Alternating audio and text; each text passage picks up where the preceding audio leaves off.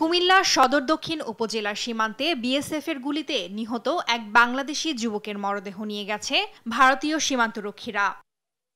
নিহত কামাল হোসেন উপজেলার জোলাই কুড়িয়াপাড়া গ্রামের ইদু মিয়ার ছেলে। সোমবার সন্ধ্যা ৭টার দিকে গলিয়াড়া দক্ষিণ ইউনিয়নের পাহাড়পুর সীমান্তে তিনি নিহত হন বলে জানান কুমিল্লা ১০ বিজিপির অধিনায়ক লেফটেন্যান্ট কর্নেল ইফতেখার হোসেন জানান, কামাল হোসেন ভারতের ২৫ গজ অভ্যন্তরে গেলে বিএসএফ সদস্যরা গুলি চালায়। এতে ঘটনাস্থলেই তার মৃত্যু হয়। পরে অ্যাম্বুলেন্সে করে মরদেহ নিয়ে যায় বিএসএফ। ওনারা গেছিল স্মাগলিং অথবা এমন কিছুর জন্যই গেছে, যেটুকু আমরা সঠিক জানতে পারতেছি।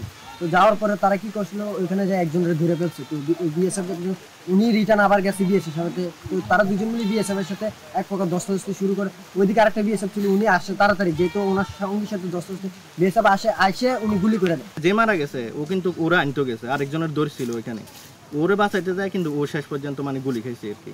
কিন্তু প্রথমে কিন্তু ওরা কিন্তু মারে নাই, ও এদিকে আসছিল, ও এদিকে থেকে দমড়ে গেছে হেরে ছুটে আনার জন্য। তবে কামাল কোনো ধরনের চোরা কারবারে যুক্ত নয় দাবি করে তার বড় ভাই হিরণ মিয়ার দাবি বিএসএফ তাকে বিনা কারণে গুলি করেছে। হ্যাঁ, মূলত ফিফরা ডিম বাঙ্গাইয়ের ব্যবসা ছিল অনেক আগের থেকে, এর ব্যবসা ছিল এটা। অভাবের কারণে, ইয়ার কারণে হয়তো অনেক সময় বৃষ্টি থাকে, সিজন থাকে না, ভাঙতে পারে না, ওই কেউ ডাক দিছে ৫০০ টাকার লাই বদলে দিতে গেছে।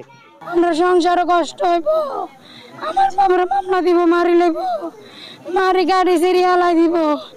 আমার ৬০টা এতিম, আমার এতিম দিলে বহুত কষ্ট, আমার জায়গা সমিতি কিচ্ছু নাই, আপনার কাছে সাহায্য চাইছি।